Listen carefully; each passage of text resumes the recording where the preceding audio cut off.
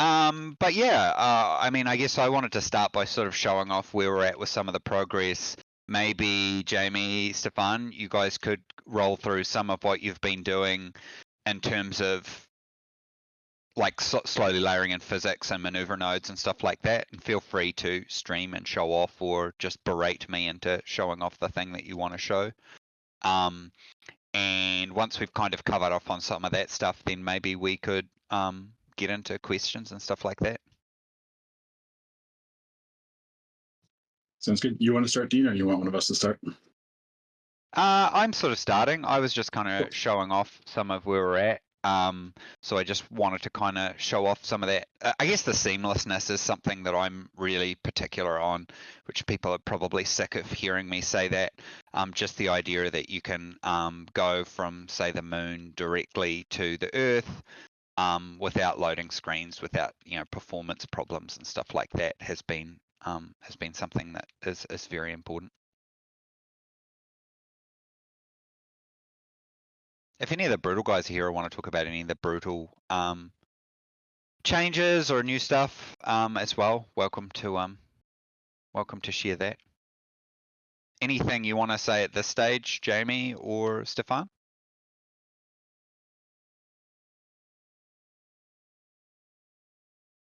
Yeah, I mean, I can talk through a little bit of physics stuff if you want to go follow the rocket, maybe.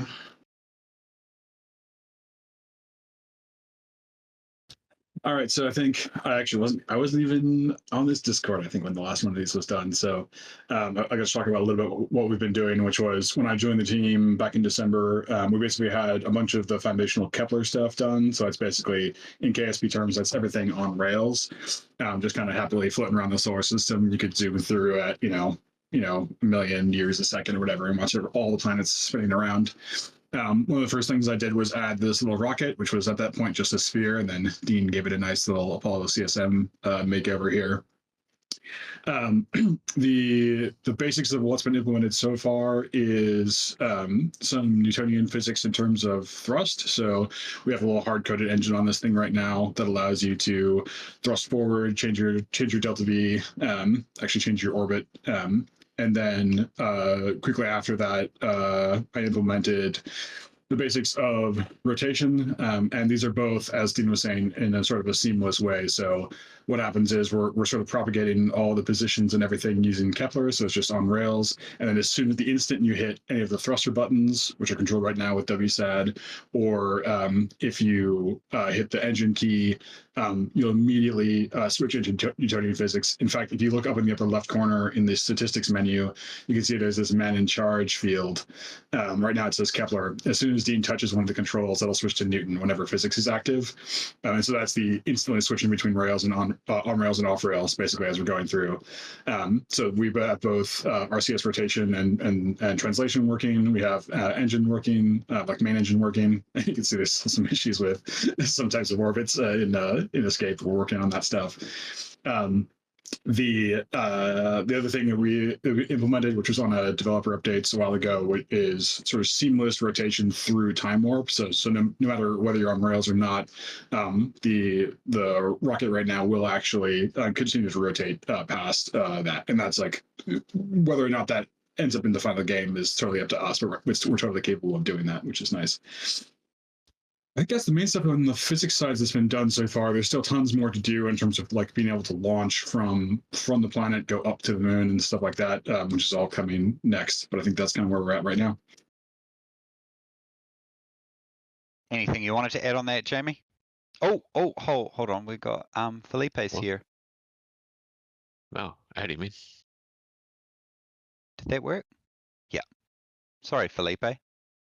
Can someone? Is it only me who can add people? Sorry, you carry on, Jamie. Hi. Yeah, sorry, I was about to ask how I got in. Yeah.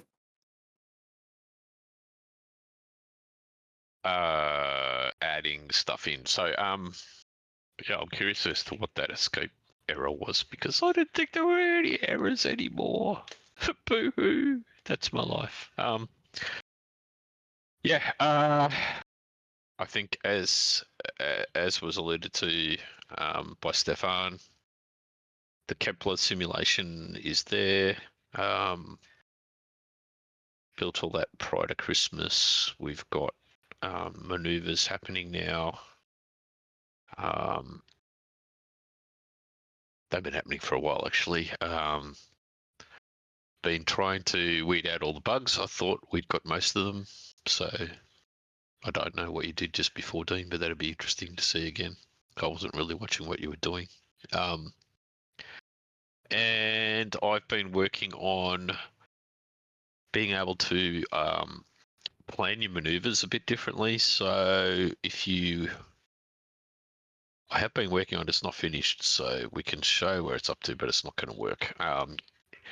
If you want to go from, say, an orbit around Earth to, say, Mars, then right now, well, traditionally, I guess in KSP, etc., you would create a maneuver on your orbit around Earth and then play with it forever until you finally got an intercept with Mars. But what I've been working on is actually creating a maneuver on the parent body's orbit. So, for example, you're orbiting Earth, you could create an orbit around from Earth's orbit to go to Mars, and then move it to your actual orbit around Earth, and it would automatically calculate all that for you. It's not quite working yet, but it's close. So you can actually create one right now and manipulate it and everything and find the intercept. But when you click to move it, there's still some math errors happening. So it doesn't actually move it correctly and you end up with a maneuver that's not quite the same. But we're getting there. Another thing I've been doing is, if you're following a ship, for example, Dean, and rocket or whatever, you should see in the menu now next to the nav ball. I'll need to load it back up. Okay. Because I think it got an exception with its thing. Rocket. Yeah. Okay. I'll reload it back up. Smelling interstellar travel. Why don't you show it off? If you give it a go, so you should be able to run it and then just click the share your screen. I really hope it will. Assuming I haven't got any errors right now because I'm in the middle of stuff. Let's see. Yeah, I was part way on doing terrain shadows, and I was like, okay, so I stashed my changes. I need to do that, so I'll have to stash. Hang on, and I'm on the test system, so no pretty graphics. Hang on, I'll just swap it around. You feel like a question while he loads it up? Yeah. I mean, a question for Dean, but where's Blackrack? He's probably in bed, whoever asked, because he lives in France. What's the time there? Middle of the night. So I doubt we're going to get Blackrack on this stream, for those who are asking. There, I answered a question. So were you able to stream, Jamie? I'm trying to start it again now with the actual main system, because I had it on the test one. Stefan, did you want to stream? You can try if you want. Yeah, sure. Just starting the game now. You wanted to show off the parent maneuver stuff, Jamie? Yeah, the screen share in Discord's not working for me. Oh, surprise, surprise. Yeah, just wait until the game pops up here. So yeah, while they're getting ready, so basically where we're at is we wanted to, you've probably seen me say this a whole bunch, but we wanted to approach all our problems kind of from first principles. So Stefan, joined us 12 years at SpaceX, and I think it's fair to say, like me, wanted to kind of look at seeing how much of the physics we could do ourselves, basically so that we could know exactly where stuff is happening. Like people talk a lot about the Kraken or Clang and space engineers, and personally I think a lot of it relates to how how you bind in an API with what you're doing, which is sort of one of the things we wanted to do with Brutal in general. Like Stefan can go and look and see exactly where anything is happening. He can go look at the render stack. He can see where something's getting called exactly. So we can turn stuff on and off and hook stuff in. So as Stefan is moving something between being on rails or off, he knows exactly when that's happening, like exactly. Yeah. Yeah, that was definitely a big headache back in KSP. The order of operations of everything is entirely kind of hidden from you, right, in Unity, because you have all of these behaviors updating, and it's kind of undefined when things happen in relation to one another. Like you can set like what happens if something is supposed to happen before something else, but it's not an explicit order. You're just kind of hinting at things you want to happen in a specific sequence, and even then, like, it's a kind of a pain in the ass to work with. Yep. Yeah, I guess our advantage here is we get to choose. We don't have to worry about Unity's execution. I'm upside down. That's why I'm confused. I'm streaming. Can you see it? I'm assuming everyone can see my screen. We got you. Yep. Cool.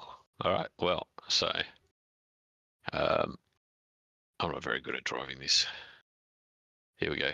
Well, I mean, here's where I'm just creating a maneuver. There you go. I encountered the moon. Ta-da.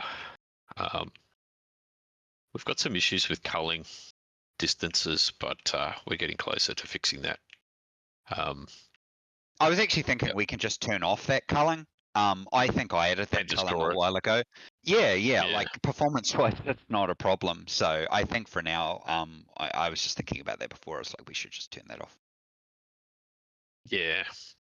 I think I provisioned for like 500,000 orbit lines, so like it's not a problem. Sorry, carry on. Oops. Yes, I've added this. Oh, this is my work in progress. This is very much a work in progress. So I could create maneuvers from one body to another. I've got to fix this. It's actually running on the main thread at the moment, so I've got to put it into a worker thread. But it's easier to debug while it's on the main thread. So the idea is, calculate me a transfer and then create me a maneuver, and there you go. But it's not quite right because it's not actually hitting the target. But I'm working on it. I'm getting there, getting closer. So that's what that one is. And then the other one is, we haven't really decided like how the player gets to use this stuff, because I'm thinking something along the lines of, initially you want to learn how things work, so you probably don't want to have the automatic maneuver planner available straight away, which is what this thing is. But what you can do, what I've been working on, is like I can create a maneuver here, actually on Earth's orbit like this, and then set up my actual intercept. I'm not going to actually find the intercept, right? But then, I can just tell this to. Oh, this is wild. I heard you guys talking about this. This is crazy cool. Sorry, carry on. Click this, and then it moves it onto my actual ship's maneuver, ship's orbit. As you can see, it's not. The math is still not quite right. I'm going to switch it over, hopefully over the weekend. We were trying to use geometry to figure it all out, but it's not working properly. So I think what I'm going to do is convert it over to use my Lambert solution solver that I've got, that I've written in here.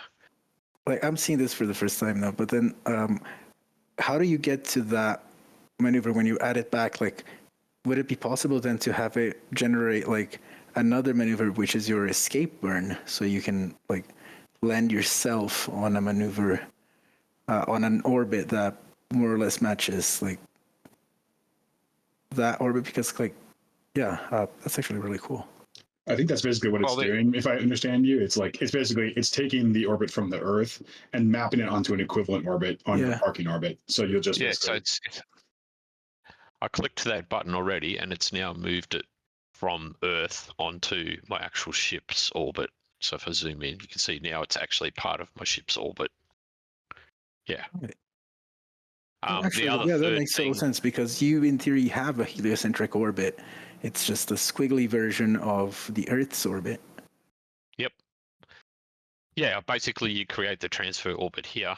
This is just one idea that we had. This was Stefan's idea actually. Get my encounter here, and then I can just sell it to make this my transfer flight plan, and That's it cool. can just calculate back, because basically it's working. This maneuver is actually what my delta V needs to be when I leave the sphere of influence, and then we can just work back from that to the parking orbit. And I'm sure all the scientists on here will go, that makes sense. And then like your escape maneuver is just the remaining delta V for you to get to the sphere of influence at that. Yeah. Mm-hmm.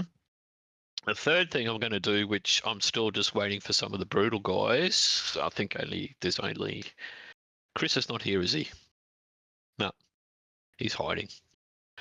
Who's working on being able to have the multi-cameras stuff, so that we could actually. The third idea would be to actually focus a camera, say on Mars, so I can see where my maneuver's going. Whilst I'm over here manipulating it, kind of thing. And then, of course, I built this little thing here where you can actually change the delta And V. that's very possible. We just have to decouple a few things. At the core level, it's only about an hour's worth of work for us to get essentially a version of camera to render the texture. But the problem is there's a few things that are bound around there being one renderer. So the planet renderer and actually I think it's only the planet renderer is really our main problem there at the moment. Yeah. Now I went partway through the shadows thing before, but yeah. I've got really crappy frame rate because I just realised I'm running in debug mode. Debug mode is not dirty, good for dirty. So don't freak out about my frames here. Release only, force push all the time. That's me. Yeah, I'm running in debug, but I think what else that's mostly what I've been working on. The maneuvers. I think one of the things that's been very good is we haven't had to make any like what I'd call concessions. So in order to achieve a lot of this, we've been able to stick with our approach of using worker threads. So I think we call them orbit solver, but they do a bit more than just the orbit solving now. But when we take stuff off rails to apply the physics, we're actually doing that on a thread that's working sort of one thread ahead, I guess you could say, and that gives us a whole bunch of benefits in terms of performance, and really will allow us to have thousands and thousands of craft that will be able to do stuff. You'll be able to, allow you to have your vessels being able to apply force even when you're not looking at them, stuff like that. I don't know, Stefan, did you want to explain any of that? Because you've been able to get everything to work with the orbit solvers. Yeah, it's basically that. Just like right now, I think actually right now we're even doing a lot more simply than we could be. I have some crazy ideas on how to go even crazier with the multi-threading, but right now we basically we have a few threads that sort of churn through all the different objects in the game and update them, whether it's physics or the capital orbit solving or any of that stuff. And yeah, I think we could, like, given that because we control all the data, we control the entire frame update loop, we can kind of do whatever we want there. And I think we can get really crazy with the multi-threading to really make use of all those cores. Yeah, we're only barely touching what we could do multi-threading. Like I said, a lot of the maneuver stuff I've been doing are still running on the main thread. I haven't decided yet whether we put in some more workers or just use the ones we've already got. So I think we've been using our sort of worker approach on a few of our projects pretty well, and the advantage of that is you get the benefits of it not being multi-threaded, but the benefits of it being multi-threaded as well. The rest of the code can kind of treat things as being done. It just requires a little bit of stuff. Maybe we should start going through people's questions. What do you guys reckon? Yeah, I mean, what else could I? That's mostly what we've been up to, right? I've got one here actually specifically for what we were looking at on screen there. Question from Acacia: what can you tell me about the stars in the background? Are they individually rendered? I can take that one. So at the moment, the way it works is when you boot up the game, it loads binarized star data, and actually, you can make your own star data using your own delimited stuff, so end users can actually generate the stuff. So it's kind of an example of what's really awesome about Brutal. Because we're talking directly with the GPU, we can do a lot of funky stuff. You probably find Pleiades actually. That's usually what I look for. But so when the game starts up, it actually loads in. So you can see the star sprites. There's 81,000 of them on the left there. And we load that data in as a normal, and then the fourth value is a packed value that contains the size and the color. So they are separate instances on the GPU, and we can actually change individual as one. So if we wanted to move them around as a parallax effect, we can. Do it. We've definitely been designing things so that we can layer in different solar systems. There's nothing inherent about it being, say, heliocentric, because everything is drawn, I guess, relative to everything else. I saw someone. We probably shouldn't just be randomly pulling questions out of chat, right? There was a lot of good questions in there. No, I've got some other good ones here. That one's just applicable to what you're looking at. Do you want me to read out the top one we had? Yeah, we can go for the top. Yeah. There have been talks about making the physics engine fully custom instead of relying on libraries like Jolt. Has this decision been made yet, or is it still up in the air?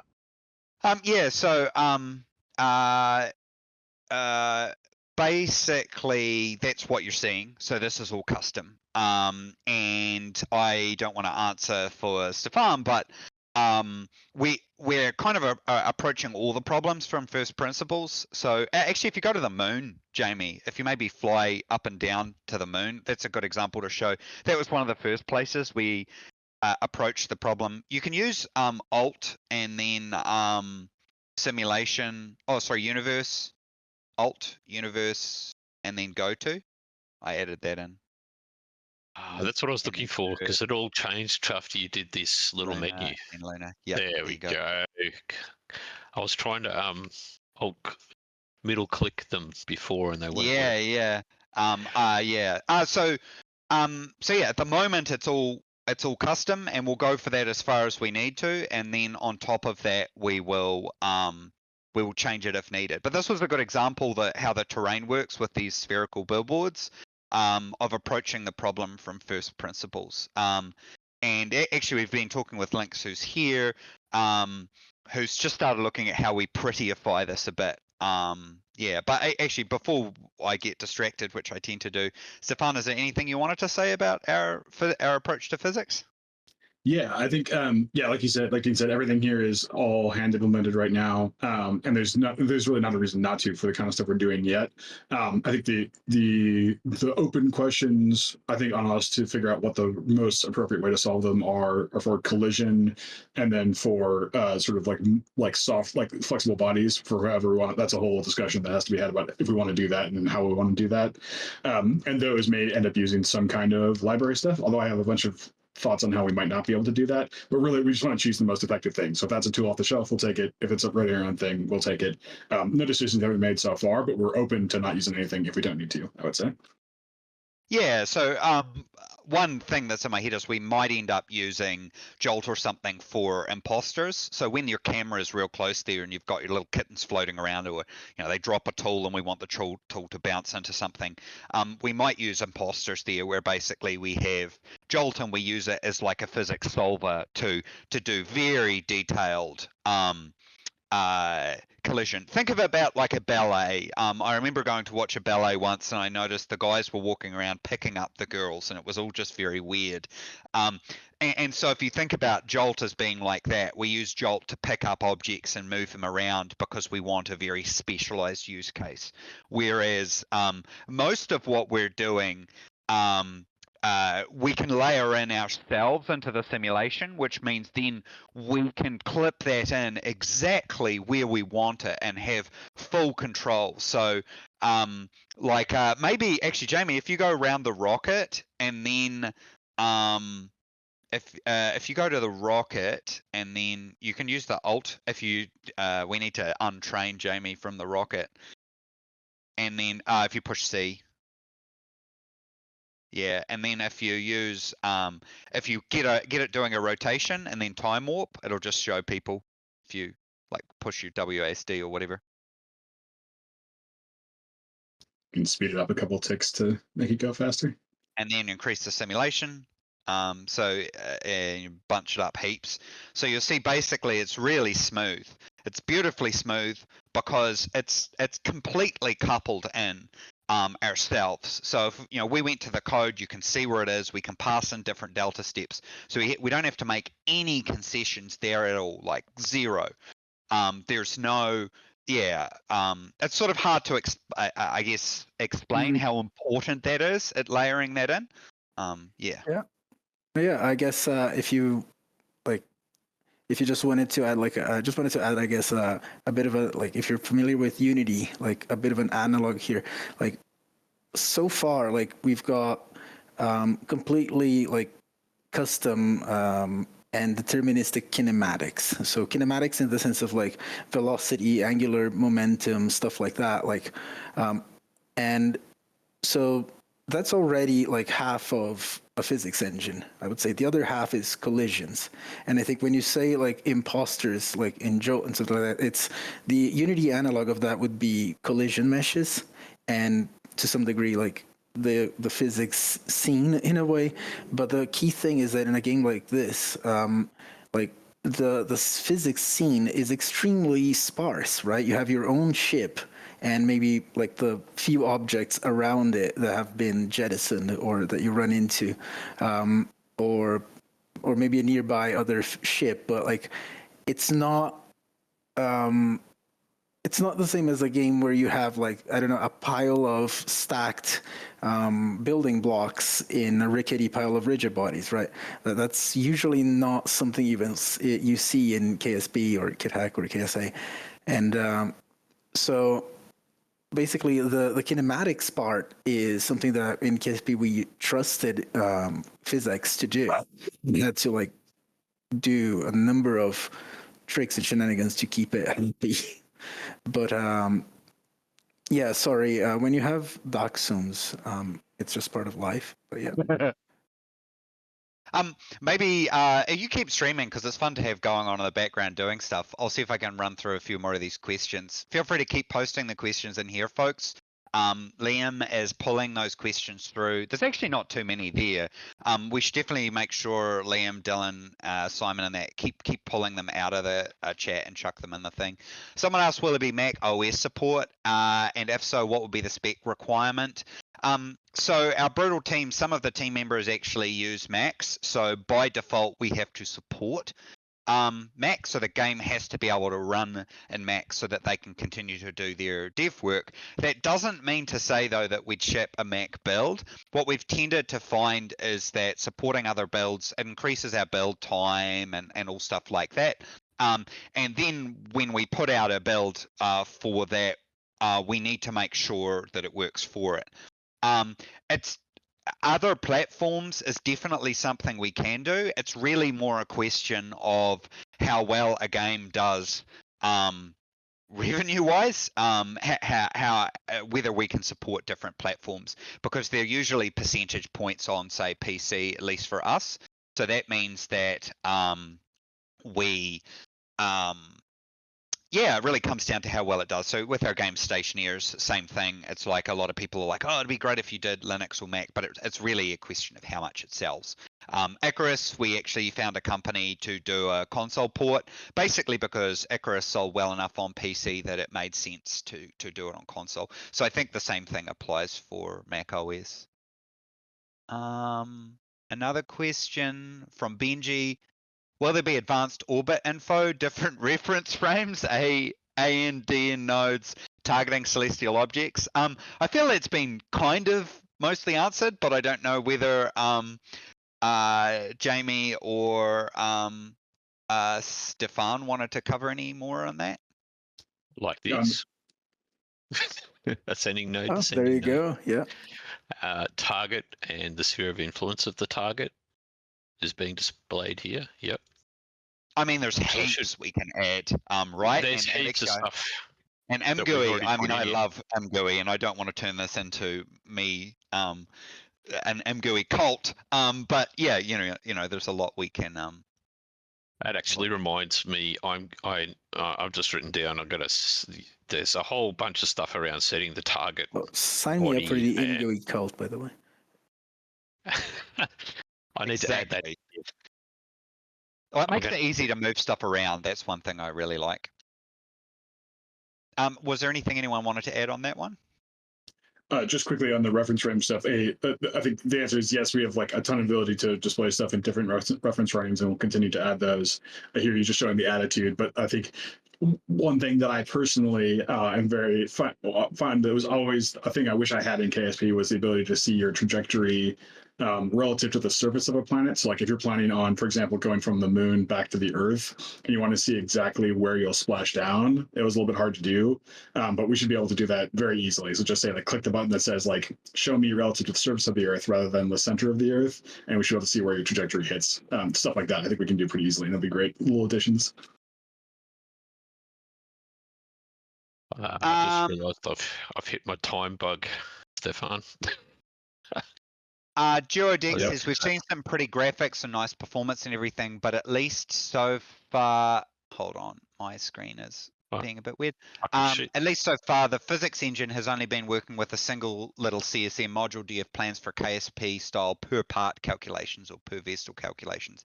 I think probably, so I mean, when you think about how physics works in general, and I guess, physics is one of those things where people have tended to equate physics with physics, or the various SDKs that are used for stuff, because if that's how common it is in the game. But what we try and do is we try and break all of the parts down into their component, all the problems down into their component parts, and then solve those problems based on the best in class or from first principles, how we want to approach it. So I think what a lot of people are getting confused about is they say, oh, we're just doing this a rendering or whatever of the CSM, but that's not really true. We're dealing with the Kepler and Newtonian solvers for the vessel as we would, and there's really not a lot of difference if there was heaps of parts on that vessel or not. Like Stefan, I think you were saying, so you've already got a rudimentary fuel thing in there, for example, in mass.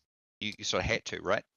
Yeah, definitely. I'd say like right now the CSM is in KSP terms basically a single part, but it's the calculations that we do are not going to be that different for multiple parts. So right now the CSM it has mass properties, like it has a mass, it has a propellant mass, it has the moments of inertia. All the thrusters fire from the correct positions and have individual forces and everything. So there's tons of the real stuff going on. You'll have to sort of do a bunch of summed up calculations for all the different parts. Obviously, when you end up having a multi-part rocket, which of course we will, yeah, like I think 100% we will be doing all that stuff, and it's not like we have to throw what we've just done away when we go to multiple parts. This is the base, and it will integrate more and more complexity on top of it. Yeah, so this is per vessel calculations already, and then it's not hard for us to pass anything off or wrap in per part stuff as well. So parts, will definitely be able to call various different things at different times in the frame or different events and stuff like that. So that's not a problem. There's actually 4 ships here at the moment that I've got in the game, all being simulated. Yeah, I think people are thinking too much about how KSP did part physics and using PhysX and using joints and multiple rigid bodies. I don't know that that's the road we're going to take. We will end up with our own idea on how to do that, I think. Yeah, because we're not constrained by Unity's physics. Yeah, I think one thing that I can. Yeah, no, I think the one thing I can add there is, if one thing I learned is that like having a bunch of parts in the vehicle is not by any means necessarily tied in with the idea of having each part be its own rigid body. So they can all be components of a single rigid body vehicle until something breaks off or you jettison something. So you don't need to have each part be modeled as its own rigid body with physics joints connecting them together. That's that was the solution that KSP had because it was the quickest way to get there at first. And it became something that we battled with for the duration of the project because it was it was an overly simplistic solution that gave us very little control. And even in KitHack, I already didn't do that. So KitHack doesn't have wobbly physics anymore because we don't do the joints. We have an internal stress simulation that's separate. So we know now that that's definitely possible to do. And yeah, so you shouldn't think of parts in the vehicle as being their own rigid bodies and connected to the rest of the vehicle by joints. It's something that can be definitely worked differently. So I think we've definitely smashed that one. Next one, will the in-game solar system be our solar system with Earth, Mars, etc., or will there be a fictional system like Kerbal? So one of the things we really want to do, or at least I really want to do, is try and involve experts from the community. So I mean, there's a few people joining the dev team already, super skilled from the community. My current suggestion to the dev team is that later on, once we've got the alpha build available and we see if we can fund the game just on contributions, then we could actually go to the community and put out a proposal, same with a bunch of different things, and say, design us a solar system that's Earth-like, but because if you, I'm sure I don't need to tell anybody in the KSP community, the quality of some of the planet and system mods is just incredible. I mean, the quality of a number of the mods is just insanely good. So that's the current plan. One of the reasons that we use the solar system is just because there's a lot of ready access data, and I really wanted to make sure that mods like RSS would be supported, although they will require pretty grunty PCs to run because you need a lot of textures to represent solar system objects properly. So yeah, we will go out and we'll get a team to make really high quality solar system for us. And my suspicion is that the best people to do that will be hiring members of the community to do it, which is, why we've already talked to a number of really good community members. I would call them third-party developers, not modders. So like Lynx is here, I would call you a third-party developer, not a modder. So I don't know if you had anything you wanted to say about some of the early looks that you've had with how we're approaching stuff. Well, I mean, sure. For the record, I am incredibly new onto the team, so I've only had a few there's a cat in front of me now. I've only had a few days to really dig in and have a good look. There's a couple things that I've already pointed out that we could improve on, and I've had a pretty good. We've got a promising proposal for what we want to do with the terrain system as well, but I can't really reveal too much on that because we're still testing that out. I've still got to implement that in game. But when it comes to the actual planets and the planetary system, I think we're aiming for a pretty solid and robust terrain system and all the bells and whistles that come with that. And then I'll be helping that team that Dean mentioned to implement whatever planets they choose to make. I just love the Jovian moons. Sorry, I'm really distracted. I've just found a moon eclipse and I'm just hypnotized. Yeah. I'm trying to smash through all the questions too because there's a lot of really good questions. So hopefully we're not covering them too quickly. That's Io, by the way, that's casting his shadow on Jupiter.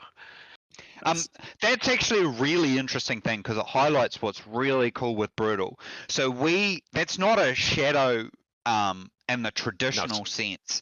That data is added as a uniform that's available to every shader And so it was something really I cool. wanted to try with Stationeers when I was taking what was the original prototype of this with Brutal, and we thought, okay, well, we can't take on KSP2, and so but we were able to actually make this work. And then BlackRack was able to take that uniform and integrate it with his shaders.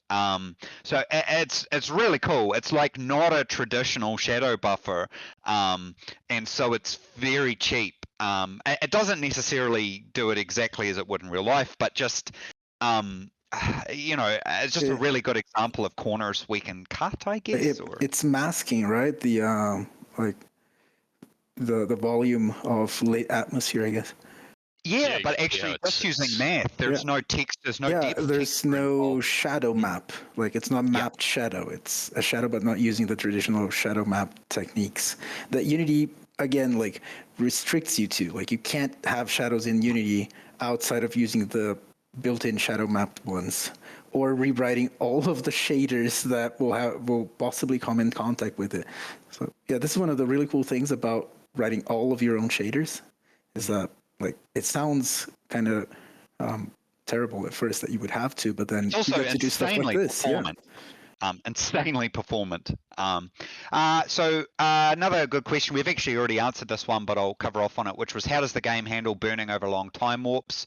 You mentioned Kepler is very stable at high speed, but given that physics are Newtonian while burning, I wonder if it has the same stability. Stefan, did you want to give a 10-second answer? Yeah, very quick, very short answer is absolutely yes. And the reason is that we can basically substep. So we'll choose a stable physics time step that doesn't have to be the same as the frame rate. So when you're going at crazy high like simulation speeds, you can do multiple steps during the burn to keep it all nice and stable. And we can choose different steps for different physics as well. So yeah, 100% we'll be able to do long night like burns at time warp that are not going to freak out and glitch out.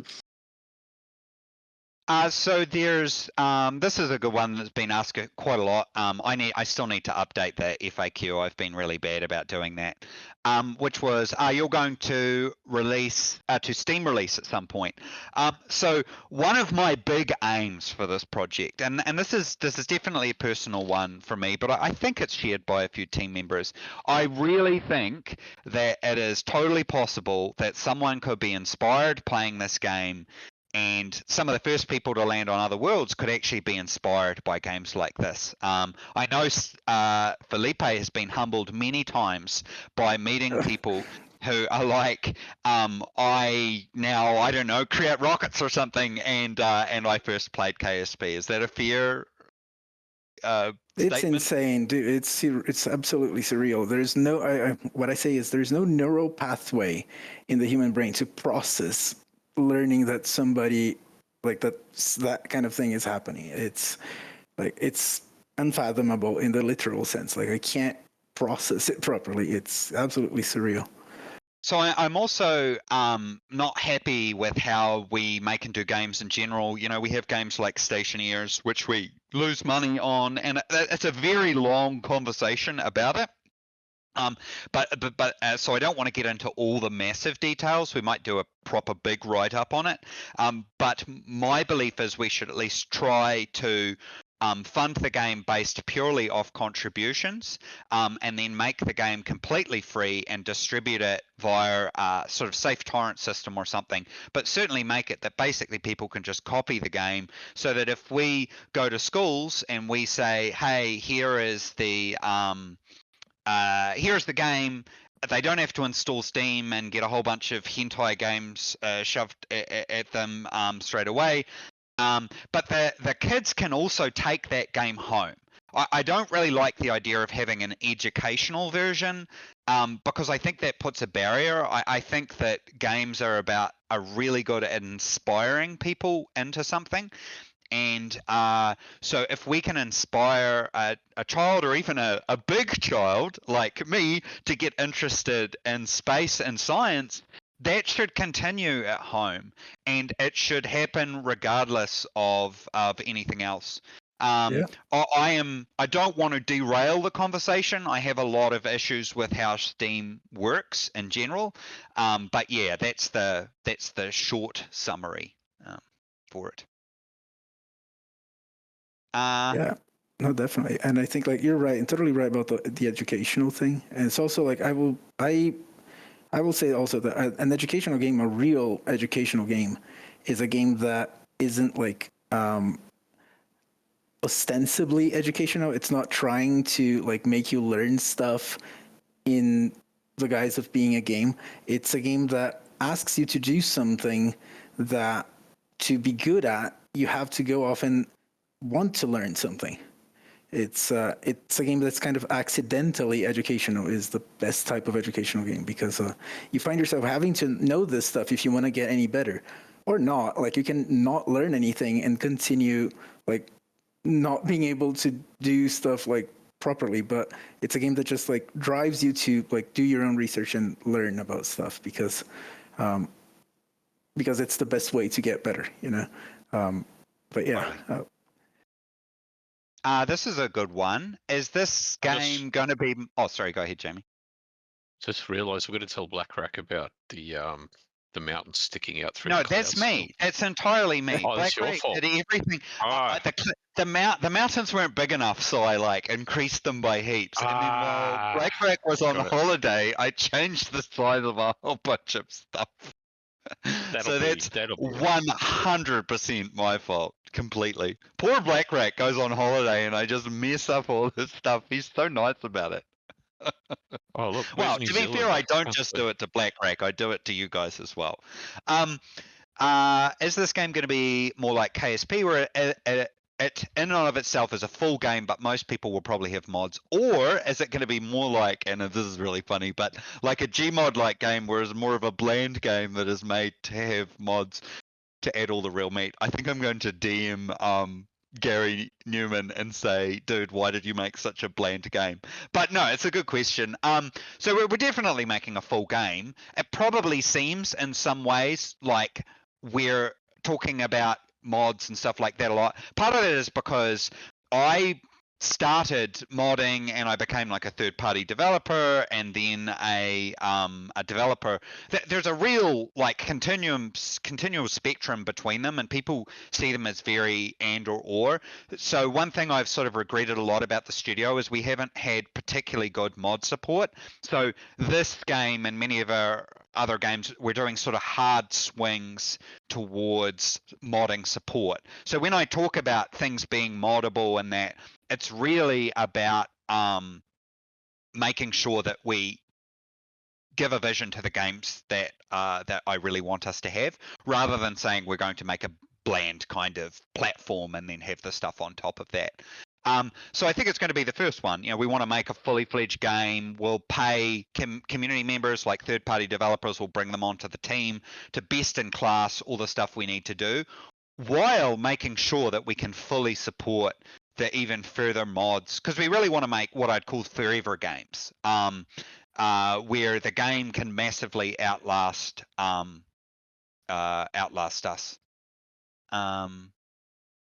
I was just showing the transition of the clouds there because.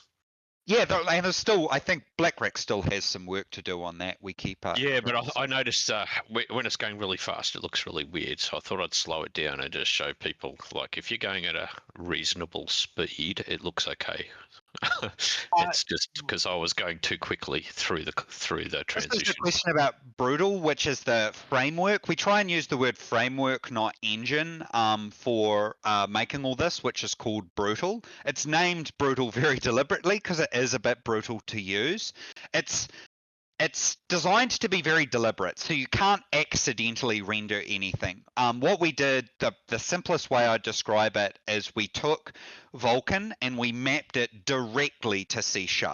And I believe we have probably the most complete mapping of Vulkan to C# directly. There's no real stuff in the way. We also focused very heavily on what's called an interop layer. So how, say, a C++ library talks to C# for memory and performance benefits. And, you know, we grabbed the latest versions of C#. I think we're already talking about .NET 10. So we get to introduce a lot of stuff very quickly there. So will we open source it or release it later down the line? Spicy opinion time. I like open source, but I do think that a lot of things happen when you have one or a couple of sort of pig-headed people drive something forward. I'm also a big fan of that Henry Ford quote, "You can have any color you want as long as it's black." So one of the reasons I think we've achieved a lot with Brutal so far is we pushed kind of to a singular aim around performance and stability. So we sort of swat away a lot of things in the name of that sort of singular aim, which gives the team the Brutal team a very focused direction to go. I personally think that if we made Brutal paid for, we will end up, whatever you do there, it would end up the same as Unity Unreal, and I'm not personally happy with either of them for various different reasons. So I don't quite know how to do that, but that's one of the things I want to figure out how to do it, if that makes sense. Sorry, I'm trying to smash through these questions. Any chance I could get a peek at the spherical billboarding in wireframe mode? Do you want to do that, Jamie? Maybe go to the moon. It's probably the easiest way to check it out. So if you do that, and then you go to the moon.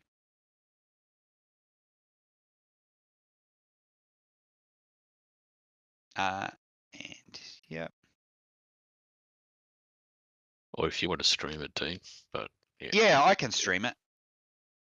Because I've got to restart it.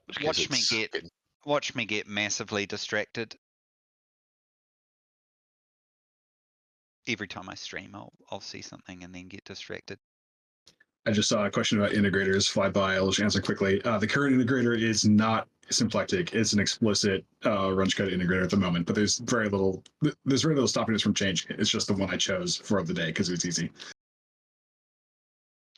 So if I turn off spherical billboarding, so now the sphere is not rotated towards us. So basically when we start the game, we make procedurally, we make a bunch of spheres, and they're defined in data. So that means that modders can, or third-party developers can make their own libraries, and each celestial can be bound to different batches of these. And so that gives you a lot of flexibility. And then these spheres get deformed based on a height map texture, and then they get rotated towards the camera. So it's kind of like a billboard, like that you'd normally use, but using a sphere.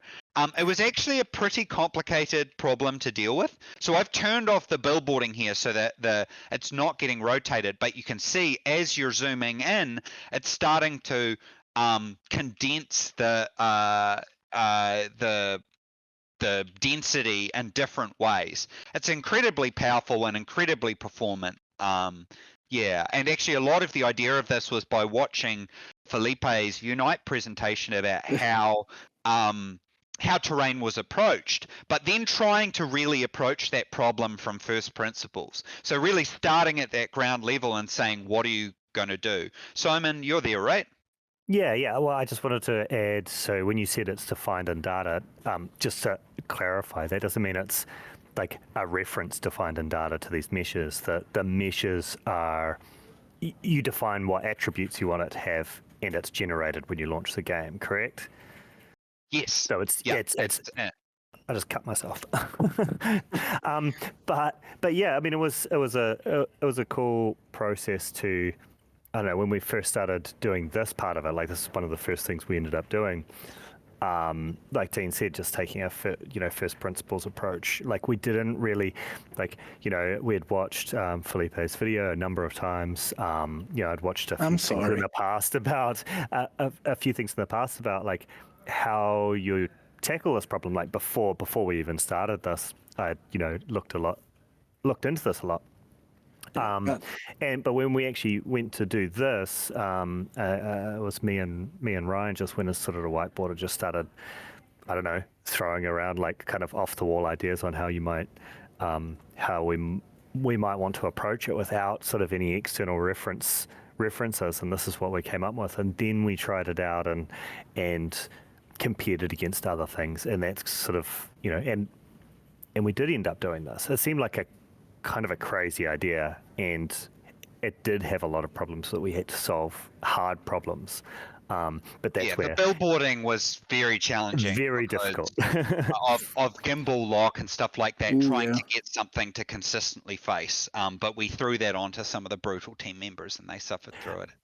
Yeah, we came up with difficult ideas, and then other smart people solved it. This implementation is very similar to the first implementation of KSP terrain, where before we had the quad tree subdivisions, we had a disk of mesh where like the concentration of vertices was like increased towards the center, and it was just set up to like follow you over the surface of the terrain, but always stay behind, always stay under like the where the view was, but masking the terrain. And in the KSP case, it was super simple, and it would just like follow you. And if you looked like in the distance, you would see like the terrain swimming, as it's called, like as the vertices landed on different parts of the height field. And you guys had to somehow you managed to quantize it so it actually follows you, but it snaps, so that you don't see the swimming. So you do get a bit of it, but part of that is because at the moment the data we're using to generate these spheres was designed for KSP scaled worlds, not the other ones. If I stream and just a note on that, so the it's not just quantizing. It was also, we had to think hard about. And there's no exact solution. Like that's to be clear, there's no exact solution. But we had to think very hard about like how we lay out the vertices. So how that mesh is created and how the vertices are laid out is done in a way that makes it as possible to have as little swimming possible. Right? Yeah. That's right. Yeah. So you snap it by some modular thing, but also trying to, if there is swimming, have it in places where it's not as noticeable and stuff. Yeah. So see here, I'm showing in the code easy at all. On a immediate mode basis. So every frame when we're rendering, we go and we grab the LOD mesh for that celestial. So different. At the moment, we have only one mesh collection, but basically modders can. I say modders, but it's really developers, third-party developers on modders can go through and do kind of whatever they want. Yeah, Dean, I've seen a lot of people asking the same question. Do you want to quickly show them the TOML file? That's not the TOML, the config file for a planet, so they understand. Because I see a lot of people asking, how do we create a planet? Yeah. So where's a good planet? What was that? Someone was like, all my homies like Sedna here. So we try and have a really good data approach, and I still mod a lot of games, and we've tended to pull a bunch of approaches from Space Engineers, Paradox Games, RimWorld, a whole bunch of games together. So you can see here, this is a terrestrial body planet. You can actually enter this semi-major axis or any distances using kilometers or AU. You can combine them together or however you want. So this is kind of our data standard of how we do stuff, and we'll obviously put a lot of detail on this publicly as we get towards release. One of the reasons we haven't sort of published the STK of how to do all this yet is we're still changing it a lot as we go through. You can see I put a rudimentary system in here for, these are called locations, which will be pulled out later on. So there's like landmarks and mountains. This is all just test data to make sure everything's working.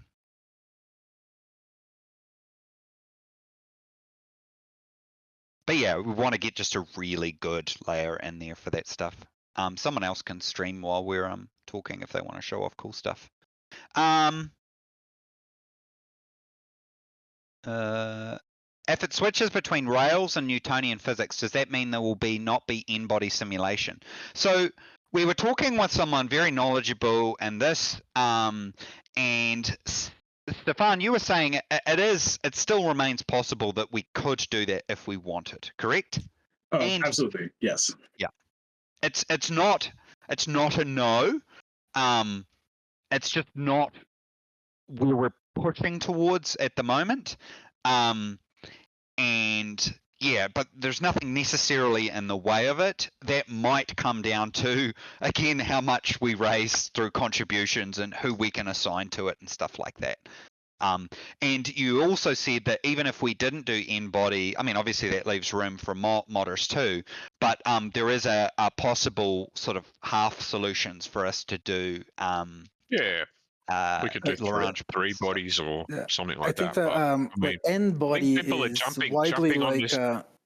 yeah, it's a term that is widely just thrown around in the KSP community to mean like Lagrange points, which are really the interesting bit you get out of end body integration. Exactly. And yeah, I mean the rest of it, like in actual gameplay terms, is from experience noise. Like you're flying an interplanetary flight and everything is going according to plan, and you just see that your orbit is randomly drifting. Like if you don't know exactly which gravity influences are pulling you in which way, it just feels like it's just a bit annoying in terms of gameplay because you just I was about to say exactly what you. Yeah, exactly what Felipe's saying. He just stole it. I was about to say, be careful what you ask for.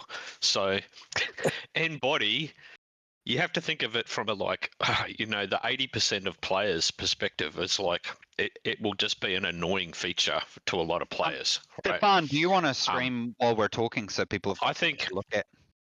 I think what people are asking for is Lagrange points, just like you said, Felipe, and that we don't have to implement full end body physics to have them. So, yeah. Dylan, also, so we're supposed to be doing cake for Simon soon. Do you reckon we could delay that? Simon, are you okay with that? Yeah. Simon and I just want to ask what the shipping policy on cake is so that I can get my cake too. That's true. We'll just have to fly you back over here, Felipe. Okay. It's actually Simon's 5-year anniversary at the company, so Simon. As long as there is cake, I will fly down to New Zealand for cake. So can we get cake in chat for Simon, who's a fantastic project lead and programmer? But we probably wouldn't even have KSA if it wasn't for the work that Simon did initially. I'm certainly hoping an Uber's going to rock up with a piece of cake for me in a second. In an Uber, no. No cake? We'll see if we can smash through some more of these questions. That's a really cinematic shot there, Stefan. You can push F2 as well if you want to toggle the UI quickly on and off. No, I can't navigate. That's true. You didn't have to do that. It was more just in case you didn't know. Are the cloud logs accurate to the volumetric clouds? Yes, they are. It uses a texture layer. I know that BlackRack has a lot of plans, as I'm sure you understand, of things that he wants to do there. So you'll see a lot more dynamic stuff and weather type stuff coming later on.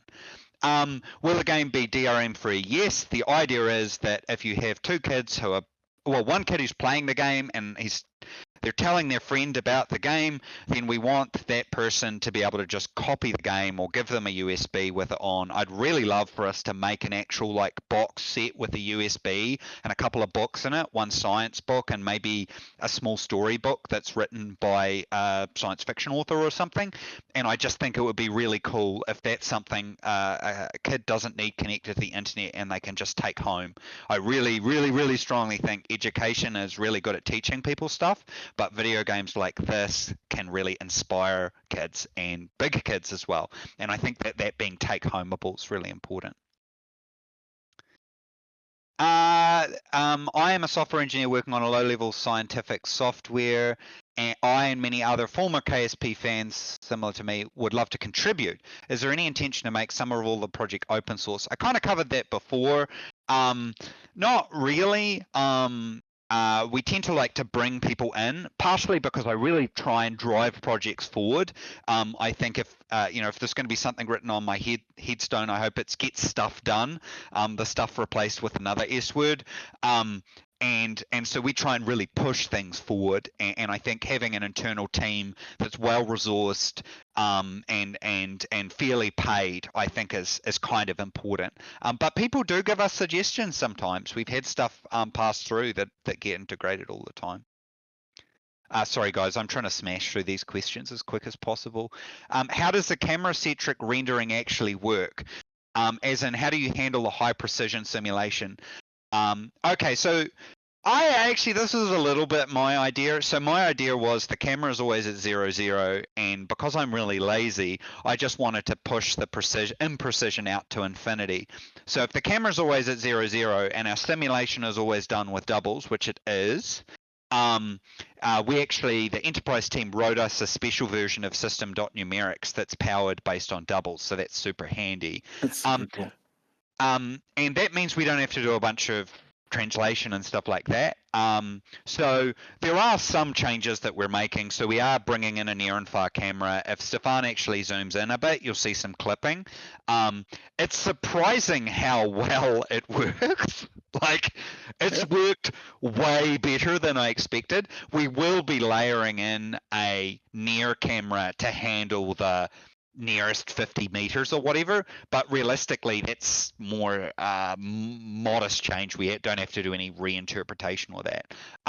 So yeah, the camera-centric rendering is really, everything is relative to everything else. I believe that introducing scenes into game development has been a terrible price paid. So there's no scene in KSA, there's no common reference. Everything is only referenced based on everything else, if that makes sense. Yeah, I was going to say, like, the camera-centric reference is the correct way to do it. The way KSP did floating origin, with the floating origin moving as you got far away from the origin, and then the Kraken's Bane that did that to absorb the velocity, that was all to get around limitations imposed by Unity and physics themselves, which forced you to work in single precision.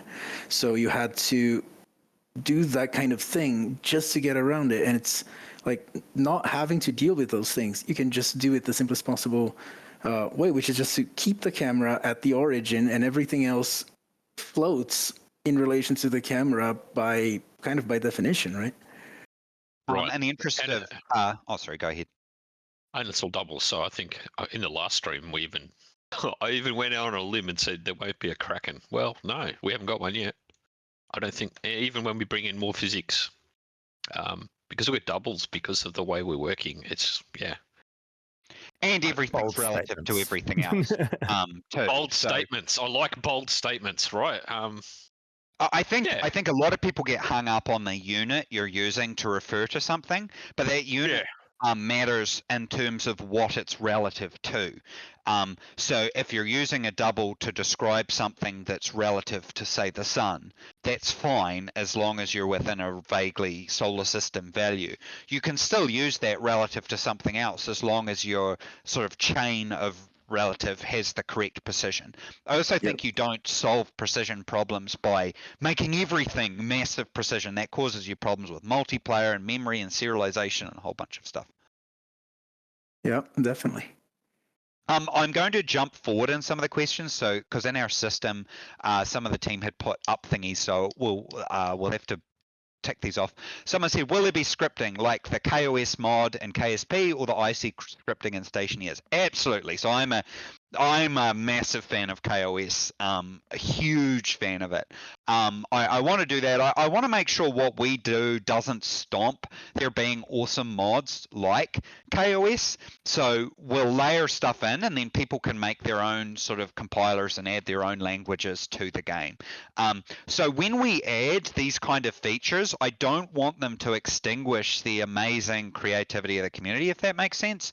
So we'll add in definitely that kind of stuff. That'll work in really well with Stefan's work with the fact that physics can happen even if you're not looking at the vehicle. You could be miles away. You could have a KOS script that's timing a burn at a specific time and all that kind of stuff. Yeah, I'm excited about the ability to basically have, like, the one thing that I think we should do is have the ability for people's scripts to run on the physics timeline, not just on the frame timeline. Exactly. What I am interested in is the tools that will make mods or help make them. Can we expect anything like that, like mod tools? Yes, although I do think the best people to do a lot of modding tools is actually the community. So we should build the data structures and stuff like that. I think it's bad if a lot of stuff gets reliant on the developer tools. Look at space engineers and stuff like that. Like when I run a space engineer server, I was using community generated tools to run it. So I think that we should, if we're making these for what I call forever games, we should set everything up so that things can be clipped in and out. This is another reason why I don't like Steam. Sure, you implement Steam's API, but if Steam goes down, the whole API gets broken and it's very difficult to clip something else in its place. So I want to make sure that KSA can outlive me, can outlive the studio, and stuff like that. So I think, yes, we'll make tools to do different things, but those tools should be able to be replaced once the studio and me and everyone else is dead. That got a bit dark, but will there be radio? Oh wait. I'll go to the next one. On a multi-monitor setup, will it be possible to have different menus screens on different monitors, like a map view on one? We don't have it 100% in, yes, but yes. That's actually something explicitly that we've done early versions of with Brutal. Brutal can actually open multiple application windows. You won't be able to have MGUI spread across two windows. So like that one window will have to be in one window or another. Sorry, oh my gosh, my terminology is getting wrong. Say that statistics widget in the top left there of Stefan, that would have to be on one application window, not half on one and half on another, if that makes sense. You could have it on both of them, but you couldn't have half and half. So that will be really cool for if people want to build simulators and all of stuff like that. You'll actually see that fairly soon. I don't know if Chris is here. He's looked at it before. Is Chris here? No, he's hiding somewhere.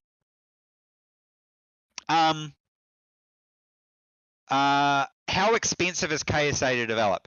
Very expensive. Actually, I think it's our second largest expensive project at the studio at the moment. Is that correct, Dylan? Can you remember? I remember Stephen saying something like that.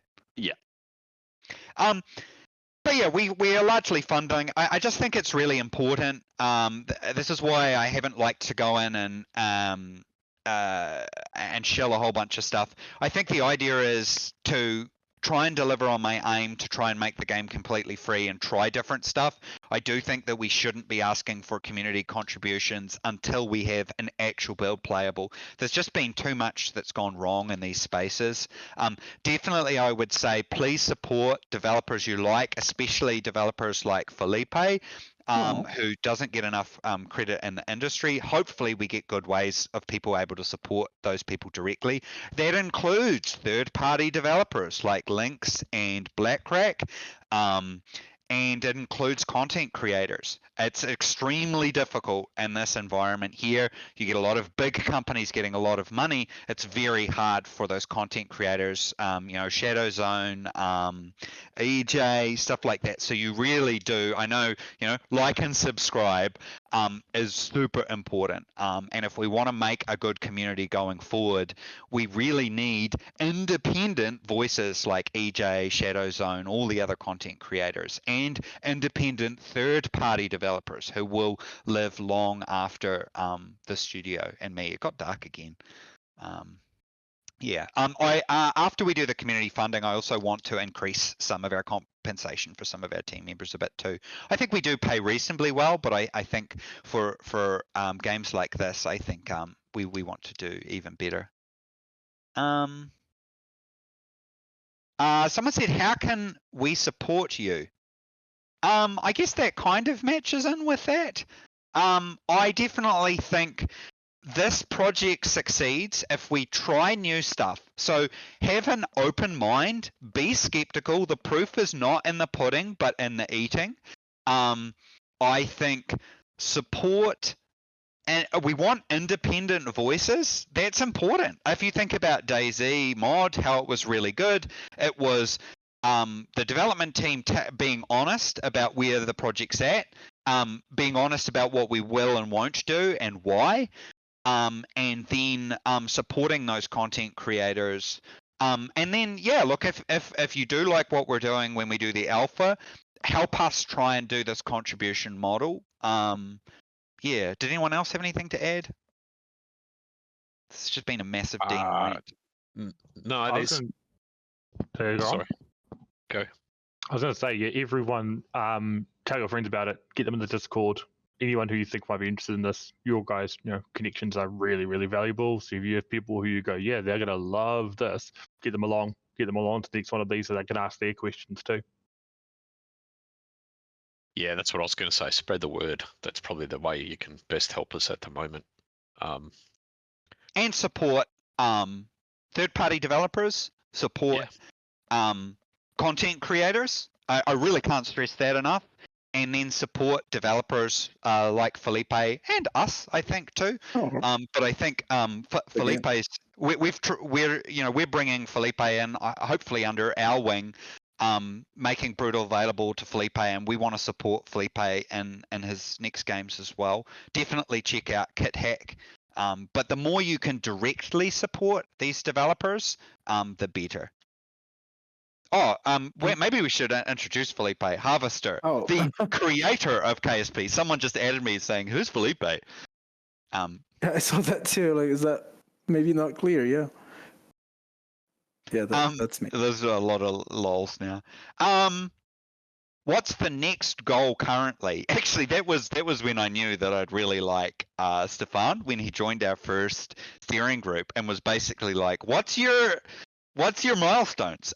So we do a weekly steering group. They're a little bit more obvious once the products come out because things become a bit easier. So we're still heading towards our like a dual milestone. So we have like Universe Simulator and kind of Yeet Around the Solar System Simulator. So we were trying to do, okay, you can go anywhere in the solar system and look at stuff and things like that. That we've done. That milestone is complete, and we're just trying to make it look prettier. And the milestone we're really focused on now has been what Jamie and Stefan have been focused on, which is the physics side of it. I think the next area for that beyond that, I don't think this is controversial, but we haven't really confirmed it in the steering group, as parts. And that will actually start with a part builder, which is not a ship builder, but actually allowing you to build the parts using very heavily, basically pulling out our instanced rendering. So it's really more about rendering. And that will lead into our vehicle builder, which I think we will lean heavily on Harvester Felipe, who's, I think one of the most knowledgeable in the industry about how to do that. But before we do that, we want to get the part building, how you'd actually construct the sub parts first, and that will just allow us to sort of dip our feet into it. Yeah, that's a really cool idea. Like being able to construct the parts themselves, like it would construct like it reminds me like of a really old, like I'm old. Okay, so this was one of the first things that I've seen like in all of games. But I remember getting SimCity 2000 was one of the first games I got, and I got the special edition CD-ROM, and it came with. Sorry about the barking. It's just But anyway. So I got them SimCity 2000 on a CD-ROM, like one of the first games I ever got, and it came with something called Skirk, called the SimCity Urban Renewal, and it was a tool that let you make your own buildings. Sorry. I remember this tool. That's crazy. Right? And you could paint your own like tiles for custom buildings. Did anyone else want to do any questions that we've posted in the chat that haven't been answered? They want to I was just going to add, I had commented in the chat before, we have saved out a bunch of those questions, so I think even the ones that we haven't been able to address in this time, we'll go back through and update the FAQ and try and make sure there's a documented answer for. Did we want to bring in, and this might be super inappropriate, did Shadowzone or EJ or anyone else from the Veterans channel, did you guys want to come in and ask us questions or anything like that? Because they might have a more specific focus or something. If you just at us, or they can request, right? I haven't used these stages before. I can't actually even bring up the thing. It's all changed. Permissions. How do I do this? Here we go. So I think do they put their hand up or something? Is that how it works? I think they need permissions to hold on. I'm just checking. You can right click on them and invite them to speak. If you right click on Here we the, go. Shadow profile, zone. Yeah, I was at a shadow zone now. Speak. Oh well, yeah. I didn't want to throw them in unless they want to. Okay, yeah. They're just on an invite. They want to accept it. Yeah.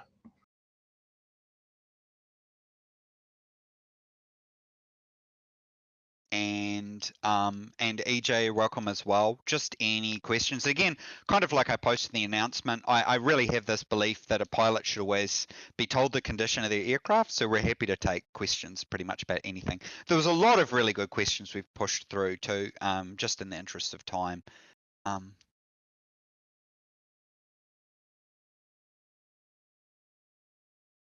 I don't know, have we added the people? I did see in Shadow Zone's Discord, he said that it was out of his time zone, so I don't know if he's going to be... True, yes. He might be too far in the future or the past. He does have his hand up now, actually, in the audience. So someone who's got permissions wanted to add him. He's got his hand up. I think he's requesting. I did invite. He's got an invite there. EJ's in, but he's probably panicked trying to work out his microphone settings based off his face on the stream. That's not true at all, man. Okay. So yeah, open for you guys. And again, you don't have to ask questions if you don't want. I didn't want to put anybody on the spot. Did we lose EJ? No, I'm here. Oh no, you're here. Got it. Dude, you guys covered a lot of ground. I'm just trying to collect. I'm collecting my thoughts over here, which is why I'm quiet. Just give me a moment. There is one question here while he figures out what he wants to ask. Will there be anything like mohole in KSA? Do you even know what mohole was? Or mohole? The hole in the ground. And, yeah, the bug that evolved. Planets. I think, look, there's so many people that know so many awesome things. Just if you look at a bunch of the community mods, that's why many of the mods I don't consider to be mods. I consider them to be add-ons. They're essentially like a third-party developer doing amazing work, which is why we've gone to developers like BlackRack and Lynx and that to say, hey, you've done all this work in this area, over a decade in some cases. Can we, hire you and get your support on the project? Lynx, you're connected to a lot of the community members and actually have recommended some people we talked to team-wise. Did you want to address the question around Moho? I think the question was about the mohole specifically, the mapping bug around the pole, right? Yeah, the anomaly at the North Pole. Sorry, this is so outside of my wheelhouse. I definitely said it wrong. That was a very diplomatic way of saying that I'm an idiot. Apologies. Listen. So. Well, you started, so you can address it. What, me? Oh, I've got to address it now. Fair enough. Well, so it's caused by the UVs for the planet wrapping around to the South Pole, and the South Pole and the North Pole are so differently. They've got such different altitudes that it causes that big difference. But because I'm going to be heavily involved with the terrain, we'll see what we can do about like Easter eggs like that. I'm sure we'll be able to put some in. Sure, we'll be able to do something. Not committing to anything, but yeah. Yeah. I know how much people love caves and holes to hide in, so I'm sure we'll be able to figure something out.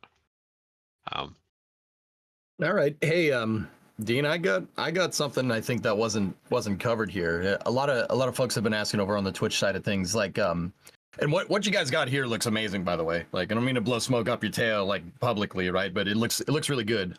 What's the plan with like Aero and stuff like that, and then launch sites? What do we? Do you guys have a roadmap for that at all? We haven't had a roadmap. There's a lot of opinions there. We had some early discussions from it. I'm a massive fan of data, like doing stuff in data. So we're trying to, that you saw the early location work. I want to see you be able to even place your own launch sites and stuff like that and actually have a lot more agency from it. I'm also a massive fan personally of aeronautics. And actually that was something we talked about with you early on, Stefan, right? Like, and I think you're very keen on looking at that as well. So we want like the aeronautics phase and in general to be a massive part of the game leading up to getting things in space. Did you want to speak to any of that, Stefan? Yeah, definitely. I think I'm as Dean said, we talked about it early on, and I'm a huge aerodynamics, like computational aerodynamics nerd. Not that I'm a professional, just as someone who's been around those people and really enjoyed learning about it. So I'm really excited to do some cool stuff with aerodynamics. That I think will be a little bit different from what you normally get from games, and hopefully we'll get some pretty cool plane stuff going on, and particularly reentry stuff is where I really like it. I like seeing very exciting aerodynamic reentries, so we'll try and get all that stuff in. Yeah, let's see where we go. Like, I know people are going to go, oh, we want Ferrum Aerospace and all those other cool mods from KSP. Look, we're starting from first principles on everything, so we sort of look at it and go, well, what does that give us? What kind of gameplay will that present? Is that best left for a mod, and so on? I definitely see aeronautics as being a really important part of progression. I like the RP1 mods and stuff like that. Yeah, I really like that sense of progression. I'm a real RSS nerd myself, and I really like the idea of, you start off by sending unmanned pods before you send actual characters, whatever they happen to be, green men or normal people or kittens, who knows? But I also really want us to show off all the different people involved. So, it's not just Jeb and the crew and the capsule, but the scientists, the engineers, all that kind of stuff behind it. So that's something I'm pretty big on. Actually, something that you and I, Dean, have talked about right back at the start that I think we're pretty keen on is like actually having more of a connection with the characters. So not just having those 4 heroes, but characters have to be started. Yeah. Character. I'm going to start you now. I'm going to start him now. Characters 100%. Have to have training, right? They have to be trained. Yeah, they have to. They get rewards. They get awards badges, given to them. Stuff like that. Yeah. One of my favorite mods for KSP is actually it's called Final Frontier, which is a ribbon-based thing, and very big on it. So I know we got off topic a bit here, but I think EJ, I think a lot of it relates to progression, that aeronautics is such an important part of the history. So my favorite sort of vehicle at all ever is X-15. So and that feeling, I'm getting little goosebumps now. So one of our key pillars is wonder, right? But that feeling of doing a suborbital space flight and the lead up to that through aircraft, I think is going to be vital. When I play KSP, I do little missions where I send my Kerbals to the North Pole and I set up a little base to test out all my progression and stuff like that. I see that as being crucial. Hopefully you'll actually see some of that pretty soon. If Stefan, he's so lazy, he's not, but yeah. Hey, Dean, I actually had one more question. Mm-hmm. I'm obligated to ask this question just because of how I play KSP, but what about ground service equipment? Any plans for anything like that? I was literally just to talk about how, when you are building stuff, you're moving stuff around.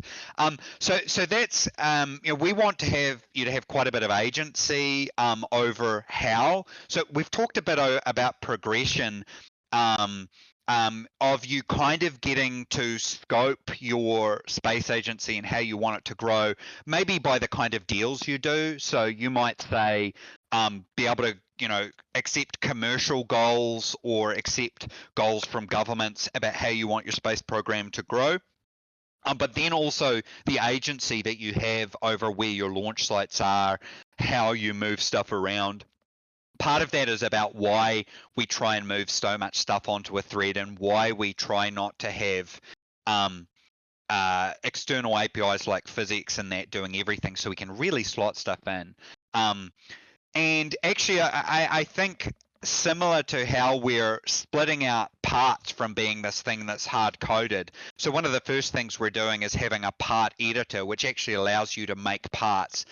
I don't think that's a feature that will be used by every player, but I could see someone like you on stream going in and actually making your own part standard and maybe having fuel connectors that, connect at a different like line compared to say the part thing to build these specialty parts that do specifically what you want in the same way as you build, you know, vehicles to assemble your vehicles and stuff like that. I've probably butchered that answer a bit, but that's definitely a focus of how we're trying to build this. I don't think we expect that every player will engage with it, but there's actually often a bit of a union of it becomes easier for us to author and render content if we split this stuff out.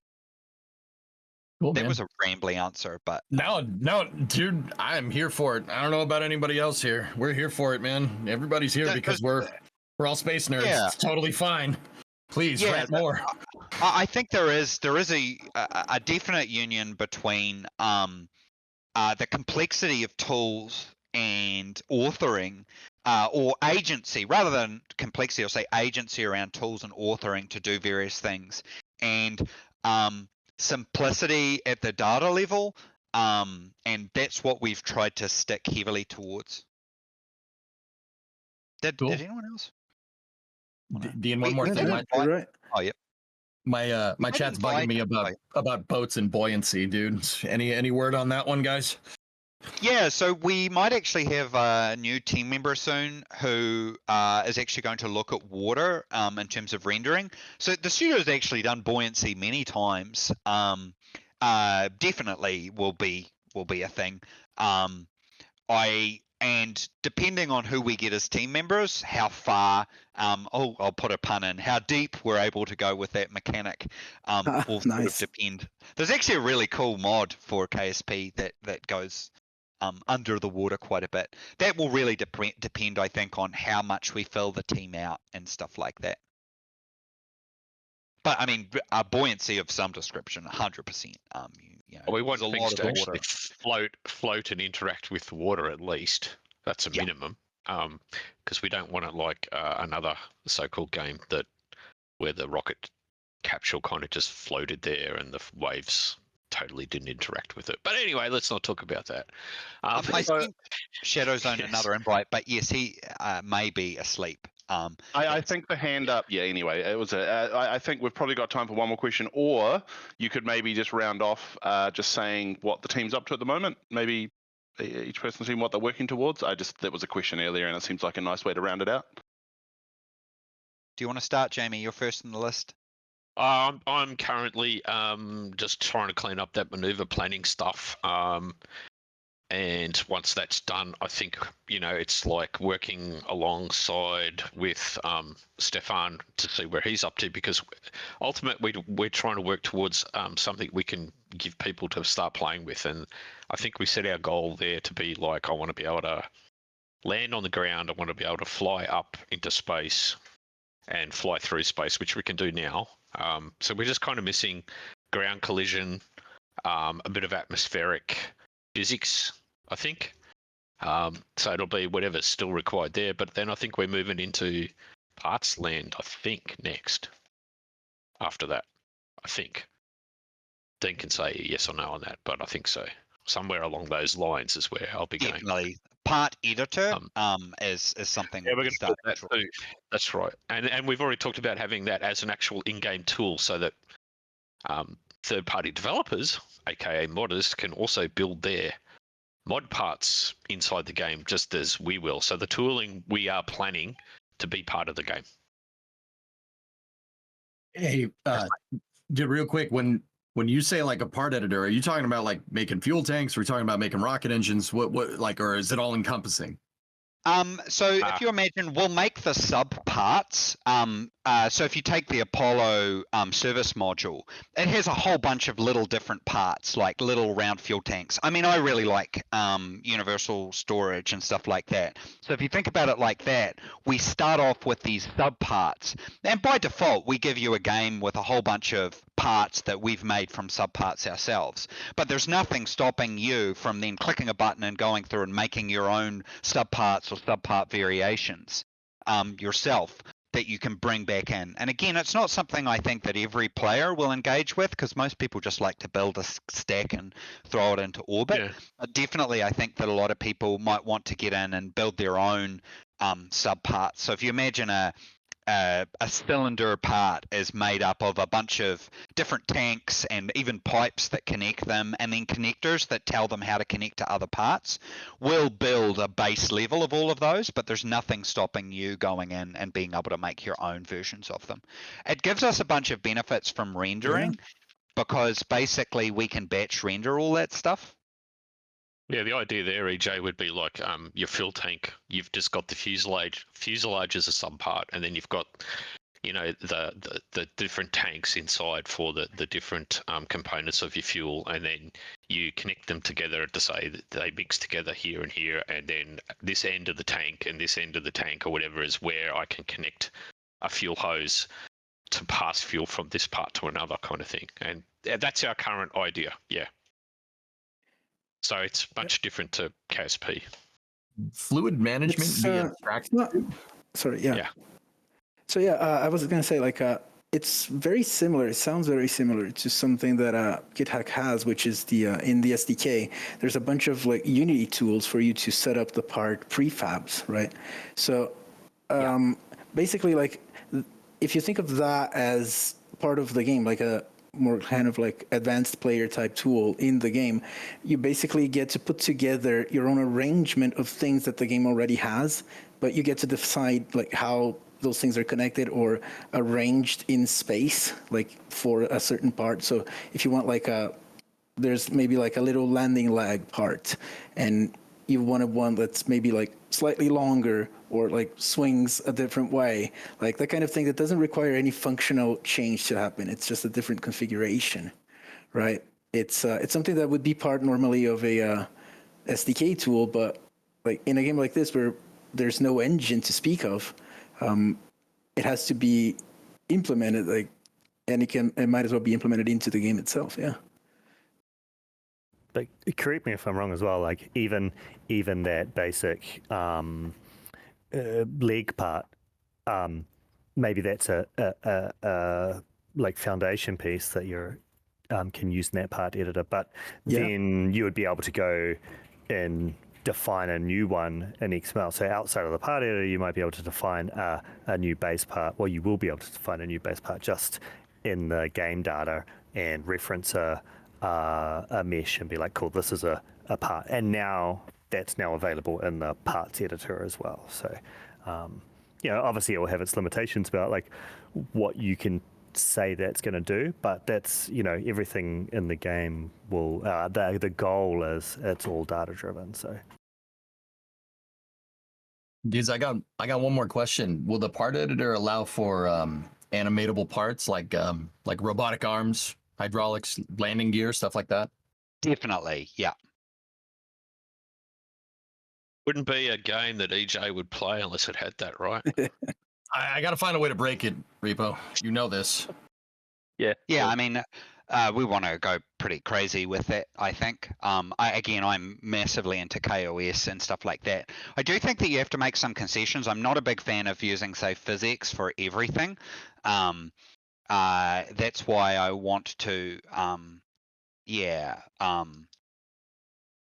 sometimes it's better to just translate stuff and things like that. Oh yeah, definitely. Haley's comment. Okay, so that's a good cover of what JPL's up to. What are you working on at the moment, Stefan? Actually, I'll go next before Stefan goes. Okay, you go. No, you go. Fine. I'm looking at integrating terrain shadows, and I'm also working with Brutal to get our font rescaling as you select the different font levels. There was an error with how we're importing the font config pointers, and also getting terrain self-shadowing in. I'm working on basically the physics required to actually do a launch and landing. So there are a couple of things that come before that, sort of prerequisites, but then we'll basically to complete our first milestone that's sort of vaguely playable as a game, we need to be able to do a full mission. So that's what I'll be doing. Somebody said it's Scrum time now. Yeah. You don't say that word in here. Come on. Yeah, I know. Lynx, did you want to talk about what you're looking at doing? Sure. I'm looking into biome-based terrain texture blending right now. We're looking for something that's really performant and also versatile and easy for the artists. And a lot of the time, you can't have all three. So some things are going to be, well, not committing to anything, but right now, with one of the current approaches that I've been looking into, we'll be generating some of these masks that, well, artists can come in and tweak them at the end, but I'm trying to simplify the process a lot. But the focus is on performance, and after that, we might look into like terrain tessellation to get that really good up close detail, and then tiling height maps for more. I mean, the terrain mesh is so detailed, it would be a real shame not to use all of it. So, you know, we'll try and get some really good quality height maps in there as well. And the best way to do that is probably through tiling.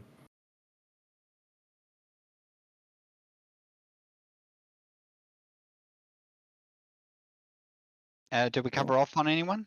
I've been distracted by playing with Jupiter, which is a common occurrence. Oh, I can see a moon there. That's really cool. Hey, quit playing with your moons, Dean. I Oh, play it's the with shadow of a moon. all the time. All right, I think that's everyone. You want to give us a nice sign off, Dean? Sure. Yeah. Thanks everyone for joining into it. Had a lot of progress since the last time we did the last one. I'll be pretty excited for the next one. Please remember to support the third-party developers, support the content creators particularly. And yeah, the proof is not in the pudding, but the eating. Someone asked when's the next one. That's probably a good last question. Yeah, I don't think we should just do them because they're a big kerfuffle for everybody. I don't think we should just do them just because. So I think when we feel like there's a bunch of good stuff to show off, maybe vehicles, stuff like that. Who knows? To be honest, we might actually, by the time we do the next one, we might actually have the alpha build available. Yeah, I guess a good way to think about it is like we'll say something when there is something to be said rather than saying something because we feel like we have to say something. Yes, that's a really good summary. Yeah. As speaking from the community side of things, just don't show off something unless you guys got something to show. Community we're waiting for it. We'll be patient. Take your time and do it right. It's all good. We got nothing but time. Ain't that the truth? Cool. Oh, I also a goal. If anybody works at SpaceX or somewhere, I actually want to make KSA available to people for free and then actually live stream a launch inside the game. I'm working towards trying to do that. I've had a couple of contacts with different places that I might be able to get data on, but basically you'd be able to like virtually watch the rocket take off. So if anybody knows anybody, get in touch. So when we do the first, like Fortnite. So if anybody knows anybody, send them my way. It'll be completely free. And we could do that now. We could literally do that now. I just need the telemetry, and the telemetry could have a lag. I was thinking about this. It could be like the early days of GPS because we'll just be lerping. So I just need we can even make the 3D models. We've got the people. We can make the 3D models. We just need the telemetry stream. So, funny you should mention that because I heard from somebody just this week from Rogue Space Systems. They got in touch with me because they wanted to ask me to be able to do something. And I just heard back a couple of days ago. They've put up a little CubeSat in orbit and it sends out a radio beacon. And as part of that radio beacon, every now and then, it plays a MIDI track, which just so happens to be the KSP theme now.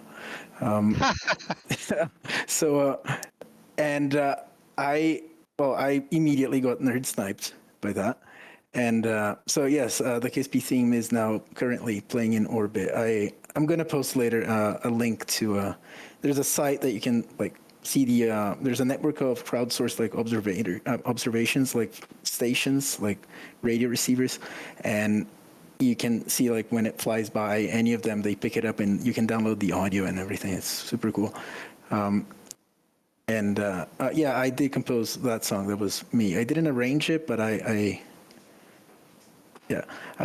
So the satellite is OTP-2 from Rogue Space System. I don't think it's on the Celeste track database yet.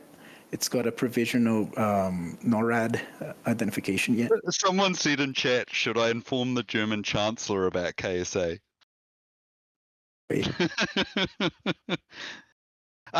Anyway, yeah, we have to go celebrate. Yeah, I was saying like the TLE data that you can use to like place something in orbit is easy enough to pick up, and it converts like one-to-one to Keplerian elements. So it wouldn't be very difficult at all to like find that data. It's not full telemetry, but there's probably more. And I'd love to do it for an actual launch, though. Yeah. For you to be able to watch it. So that's a goal. That's something I want to try and have happen soon. That would be super cool. I think that would show off kind of a lot of stuff nicely without us having to do a bunch of stuff. Cool. But yeah, I just wanted to mention it because I stumbled onto this whole like world and like little like community of people who track satellites by radio observatories, and there's this whole crowdsourced thing happening. So it might be a way to it might be something to look at, because there might be actually like a whole human subculture there that we could tap into, I guess. Yeah, definitely. Someone asked as well, could the next town hall be on a Friday? It is actually Friday for us. So I can't for New Zealanders and Australians, unfortunately. Oh, you people from the future. So sorry, but we're in the future, and so that would be our Saturday if you wanted it on your Friday, and I'm afraid I'm doing another. We're pretty big about having our team members have time off. Is pretty important. Weekends are sacrilege. That's it. All right. Anyway, thank you, everybody. We need to go celebrate. Can we get some more cake in the chat for Simon? He's going to go have cake. Definitely go check out Simon's recent work on stationaires, which hopefully he'll be bringing to KSA on terrain. Has just been fantastic at helping us clean that project up and tidy it up. So we're pretty excited as well to have Simon and some of the other team members like Maddie's here. Who will be helping us do some awesome sound stuff and stuff in general. So we've got a bunch of really cool team members that will be flowing on to KSA soon, including Peter. Do you want to say anything, Matt? I haven't done anything on KSA yet, but when I do, I will say something. You're ready, though. Cool. Thank you, everybody. And huge thank you to all the team members, too. It's been so awesome to see all our team members doing awesome stuff. I don't actually know how to end this. Oh, I never know how to end these things either. Okay, fellas, I got you. What kind of cake are you serving? And we can end on that bombshell. I believe a carrot cake, is that right, Simon? I don't really like cake. I only like two types of cake: cheesecake and carrot cake with a lot of cream cheese icing. So we got the carrot cake. My guy. All right. Sweet. Amazing. And on that bombshell, it's time to end. Thank you, Rob. I think Damien said he technically doesn't know how to end this. No, I found I think we need to play the Top Gear soundtrack now, right? Yeah. After the bombshell. Yeah, I don't think we have Amazon Prime lawyer money. Oh, yeah, well, maybe not. You guys can just imagine it. You can just imagine the theme playing, and we can just leave. Yeah, leave before they make me sing it. For content creators, there is a Google Drive, and I'm dumping any source videos we do in there so that people don't have to download them off Discord. So I'll keep mentioning that too. And content creators are welcome to use any of this stuff in any way in any of their stuff. They don't have to attribute or link to anything and stuff like that. So huge thanks to all the work from our content creators. Keep doing your awesome work. Thank you, everybody. Okay. Thank you, Rob. Bye. Thanks, guys. Bye. Bye-bye.